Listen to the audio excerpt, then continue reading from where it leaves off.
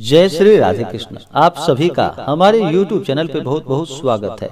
आइए आज सुनते हैं गुरुवार बृहस्पति व्रत की कथा।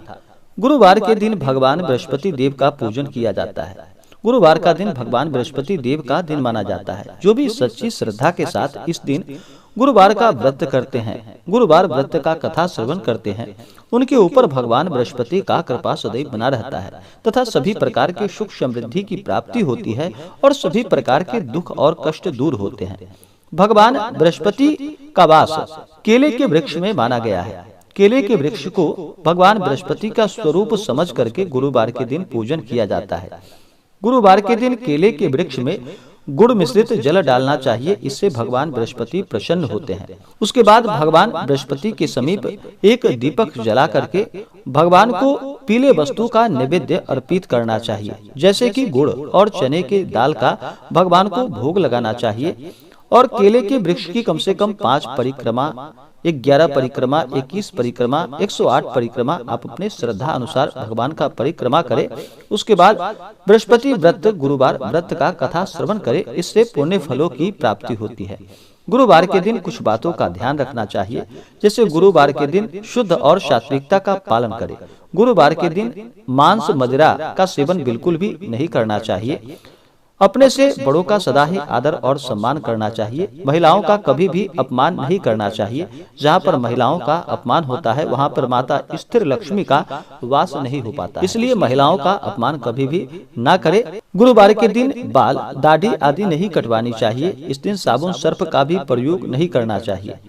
गुरुवार के दिन शुद्ध और सात्विकता का पालन करना चाहिए। भगवान नाम का स्मरण करना चाहिए। ओम नमो भगवते वासुदेवाय का जप करना चाहिए। ओम बृहस्पति नमः इन मंत्रों का जप करना चाहिए। ओम श्री नमो नारायणाय नमः इन मंत्रों का जप करना चाहिए। स्त्रियां ओम का उच्चारण ना करें। स्त्रियां ओम के जगह श्री का प्रयोग करें, जैसे कि श्री विष्णवे नमः, श्री नमो नारायणाय नमः, श्री भगवते वासुदेवाय नमः।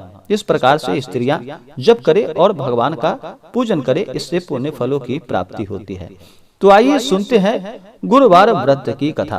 तो बोलिए प्रेम से भगवान बृहस्पति देव की जय। बहुत समय पहले की बात है कि प्राचीन काल में एक बहुत ही निर्धन ब्राह्मण था। उसके यहाँ कोई उसकी संतान ना थी, लेकिन वह नित्य पूजा पाठ किया करता था। उसकी पत्नी ना तो स्नान कभी करती थी और ना ही किसी देवता का कभी पूजन ही किया करती थी। इस कारण ब्राह्मण देवता अत्यंत दुखी रहते थे। अपनी पत्नी को बहुत समझाते, किंतु उसका कोई परिणाम ना निकलता। भगवान की कृपा से ब्राह्मण के यहाँ एक कन्या का जन्म हुआ। अब कन्या बड़ी होने लगी और प्रातः काल स्नान करके वह भगवान विष्णु का जप किया करती थी और बृहस्पतिवार का व्रत भी करने लगी।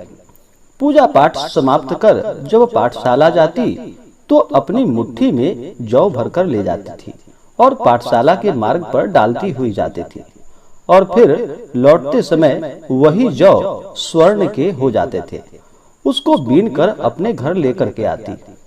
एक दिन वह बालिका सूप में उन सोने के जौ को फटक कर साफ कर रही थी कि तभी उसकी माँ ने देख लिया और कहा कि बेटी, सोने के जौ को फटकने के लिए सोने का सूप भी तो चाहिए।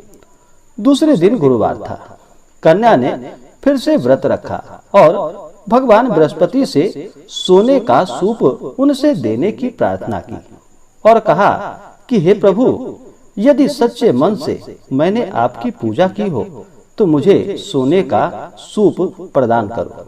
भगवान बृहस्पति देव ने उसकी प्रार्थना को स्वीकार कर लिया। अब रोजाना की तरह वह कन्या जौ फैलाती हुई पाठशाला चली गई। जब पाठशाला से लौटकर वह जौ बीन रही थी तो भगवान बृहस्पति देव की कृपा से उसे सोने का सूप प्राप्त हुआ। अब वह उसे अपने घर लेकर आ गई और अब उस सोने के सूप से सोने के जौ को साफ करने लगी, परंतु उसकी माँ का वही रंग ढंग रहा। एक दिन की बात है, कन्या सोने के सूप में जब जौ को साफ कर रही थी, उस समय उस नगर का राजकुमार वहां से निकल रहा था और राजकुमार कन्या के रूप और कार्य को देखकर वह उस पर मोहित हो गया। राजमहल में आकर वह भोजन तथा जल को त्याग कर उदास होकर लेट गया। राजा को जब राजकुमार द्वारा अन्न और जल त्यागने का समाचार प्राप्त हुआ तो वह अपने मंत्रियों के साथ अपने पुत्र के पास पहुंचा और पूछा कि हे बेटा, तुम्हें किस बात का कष्ट है? तुम्हें किसी ने परेशान तो नहीं किया, या किसी ने तुम्हें कोई कष्ट तो नहीं दिया, या तुम्हारा किसी ने अपमान तो नहीं किया, अथवा कोई और कारण है? मुझे सब बताओ, मैं वही कार्य करूंगा जिससे तुम्हें प्रसन्नता की प्राप्ति हो सके। अपने पिता की बातें सुनकर राजकुमार बोला कि हे पिताजी, मुझे किसी बात का कोई दुख नहीं है। किसी ने मेरा अपमान भी नहीं किया है, परंतु मैं उस लड़की के साथ विवाह करना चाहता हूँ जो लड़की सोने के सूप में जौ को साफ कर रही थी। राजकुमार ने राजा को उस लड़की के घर का पता भी बता दिया और फिर राजा ने अपने मंत्री को आदेश दिया। मंत्री उस लड़की के घर गया। मंत्री ने ब्राह्मण के समक्ष राजा की ओर से निवेदन किया। कुछ ही दिन बाद ब्राह्मण की कन्या का विवाह उस राजकुमार के साथ संपन्न हो गया। कन्या के घर से जाते ही ब्राह्मण के घर में पहले की भांति गरीबी का निवास हो गया। एक दिन दुखी होकर ब्राह्मण अपनी पुत्री से मिलने पहुंचा। बेटी ने पिता की अवस्था को देखा और अपनी माँ का हाल पूछा। ब्राह्मण ने सभी हाल कह सुनाया। कन्या ने बहुत सा धन देकर अपने पिता को वहां से विदा कर दिया। लेकिन कुछ दिनों के बाद फिर वही हाल हो गया। ब्राह्मण फिर अपनी कन्या के यहाँ गया और सभी हाल अपनी पुत्री से बोला। तो पुत्री बोली कि हे पिताजी, आप माता जी को यहाँ लिवा लाओ। मैं उन्हें वह विधि बता दूंगी जिससे कि गरीबी दूर हो सके। ब्राह्मण देवता अपनी स्त्री को साथ लेकर अपनी पुत्री के पास राजमहल पहुँचे तो पुत्री अपनी माँ को समझाने लगी कि हे माँ, तुम प्रातः काल स्नान आदि करके भगवान विष्णु का पूजन करो और बृहस्पतिवार का व्रत करो तो सब दरिद्रता दूर हो जाएगी। परंतु उसकी माँ ने उसकी एक भी बात नहीं मानी। वह प्रातः काल उठकर अपने पुत्री की बच्चों का जूठन को खा लेती थी। एक दिन उसकी पुत्री को बहुत गुस्सा आया। उसने अपनी माँ को एक कोठरी में बंद कर दिया और फिर सुबह उसे स्नान कराकर पूजा पाठ उससे करवाया तो उसकी माँ की बुद्धि ठीक हो गई। इसके बाद वह नियम पूर्वक पूजा पाठ करने लगी और प्रत्येक बृहस्पतिवार को व्रत भी करने लगी।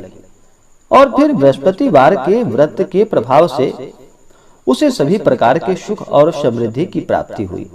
मृत्यु के बाद वह स्वर्ग को गई। वह ब्राह्मण भी सुख पूर्वक इस लोक का सुख भोग कर अंत में स्वर्ग को प्राप्त हुआ। भगवान बृहस्पति देव सभी कामनाएं पूर्ण करते हैं जो सद्भावना पूर्वक बृहस्पतिवार का व्रत करता है एवं कथा पढ़ता है अथवा सुनता है और दूसरों को भी सुनाता है। भगवान बृहस्पति देव उसकी सभी मनोकामनाएं पूर्ण करते हैं। इसी प्रकार से जो भी भक्त सच्ची श्रद्धा के साथ केले के वृक्ष का भगवान बृहस्पति का स्वरूप समझकर पूजन करते हैं, केले के वृक्ष में गुड़ मिश्रित जल डालते हैं, गुरुवार व्रत का कथा श्रवण करते हैं, इससे भगवान बृहस्पति अति प्रसन्न होते हैं और अपने भक्तों के सभी दुख और कष्ट को दूर करते हैं तथा सभी प्रकार के सुख और समृद्धि को प्रदान करते हैं। तो आशा करता हूं कि यह जानकारी आपको अच्छा लगा हो। ऐसे ही ज्ञानवर्धक जानकारियां प्राप्त करने के लिए हमारे इस चैनल पे अगर आप नए हो तो हमारे चैनल को लाल बटन दबा करके सब्सक्राइब करें, साथ में बेल आइकन घंटी दबाएं ताकि मेरे वीडियो का नोटिफिकेशन आपके पास सबसे पहले पहुंचे। वीडियो को लाइक और अपने मित्रों तथा दोस्तों के साथ शेयर करें। सुखी रहें और स्वस्थ रहें। जय श्री राधे कृष्ण। धन्यवाद। आप सभी भक्तों के ऊपर भगवान बृहस्पति देव का कृपा सदैव बना रहे। सभी सदा स्वस्थ रहें और सदा खुशहाल रहें।